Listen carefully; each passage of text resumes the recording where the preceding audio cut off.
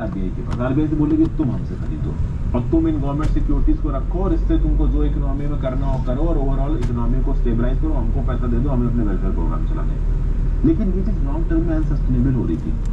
RBI जरूरत से ज्यादा पैसा छाप के सरकार को देती रहेगी और ट्रेजरी बिल गवर्नमेंट सिक्योरिटी सरकार की खरीदती रहेगी, तो ये तो अनसस्टेनेबल हो जाएगा ना।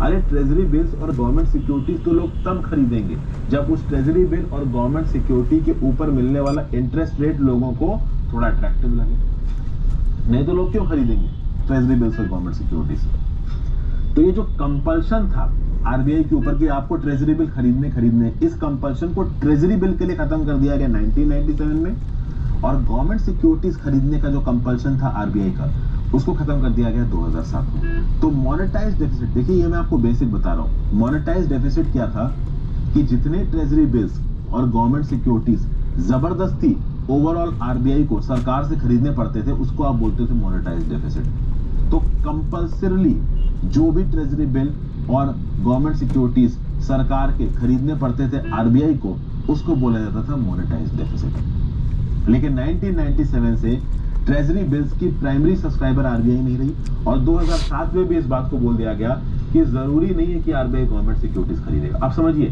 जरूरी नहीं है कि आरबीआई ट्रेजरी बिल खरीदे, this is the situation since 1997, और जरूरी नहीं है कि आरबीआई गवर्नमेंट सिक्योरिटीज खरीदे, this is the situation since 2007। ऐसा क्यों है? ऐसा इसलिए है क्योंकि मैंने आपको बताया कि ट्रेजरी बिल्स और गवर्नमेंट सिक्योरिटीज ये मार्केट मैकेनिज्म के बेसिस पे अगर परफॉर्म करें ज्यादा बेटर है। अगर आरबीआई के ऊपर आप कंपल्सन डालोगे तो जबरदस्ती खरीदो, तो फिर वो इकोनॉमिकली सस्टेनेबल नहीं रहेगा। लेकिन आज भी RBI voluntarily in government securities और ट्रेजरी बिल्स को खरीदता है। अब वो अलग बात है कि आरबीआई में गवर्नर कौन बैठा है, वो गवर्नर कितनी सुन रहा है सरकार की।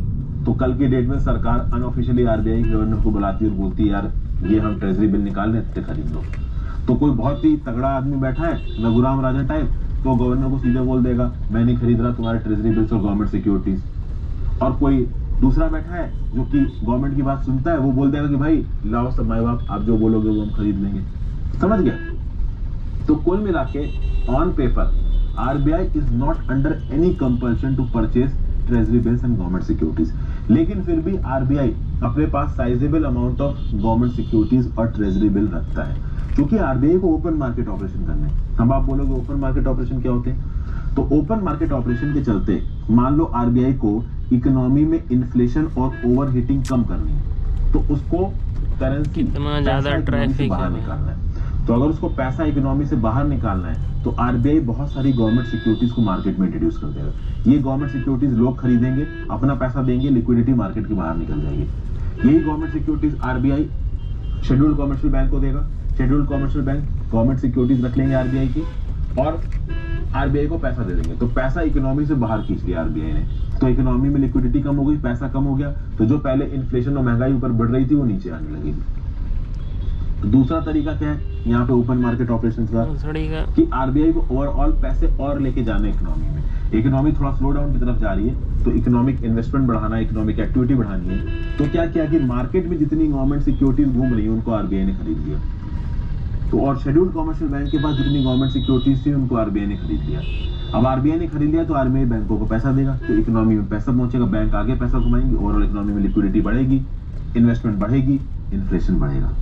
तो ये ओपन मार्केट ऑपरेशंस करने पड़ते हैं आरबीआई को, और इन ओपन मार्केट ऑपरेशंस के करने के चलते आरबीआई को sizeable amount of treasury bills और गवर्नमेंट सिक्योरिटीज अपने पास रखनी पड़ती है।